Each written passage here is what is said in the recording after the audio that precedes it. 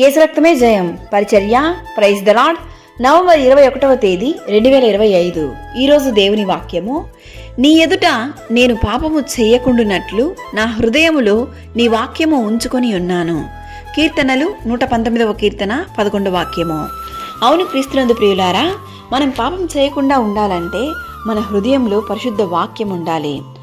అలా దేవుని వాక్యం మనలో ఉన్నట్లయితే మనకు పాపపు ఆలోచన వచ్చినను మనలో ఉన్న దేవుని వాక్యం మనల్ని హెచ్చరిస్తుంది. ఆ పాపపు కార్యంలో మనం ఈడుపడకుండా చేస్తుంది.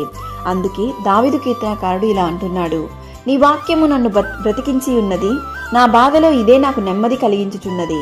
యెహోవా ధర్మశాస్త్రమును అనుసరించి నిర్దోషముగా నడుచుకొని వారు ధన్యులు. వారు ఆయన మార్గములలో నడుచుకొనుచు ఏ పాపమును చెయ్యరు. ఈరోజు ఈ వాక్యం వింటున్న ప్రియ సహోదరి సహోదరులారా, మనం కూడా అనేక సందర్భాలలో ఈ లోకానుసారమైనటువంటి పాపపు కార్యములు, చెడు అలవాట్లు, చెడు తలంపులు, చెడు మార్గములలో మనం నడిచినప్పటికీ దేవుని వాక్యం మనలో ఉన్నట్లయితే ఆ వాక్యం వెలుగై ఉండి మనల్ని పరిశుద్ధ మార్గంలో నడిపిస్తుంది. నీ వాక్యము నా పాదములకు దీపమును, నా త్రోవకు వెలుగునై ఉన్నది. కావున వ్యర్థమైన వాటిని చూడకుండా నా కన్నులు త్రిప్పివేయుము.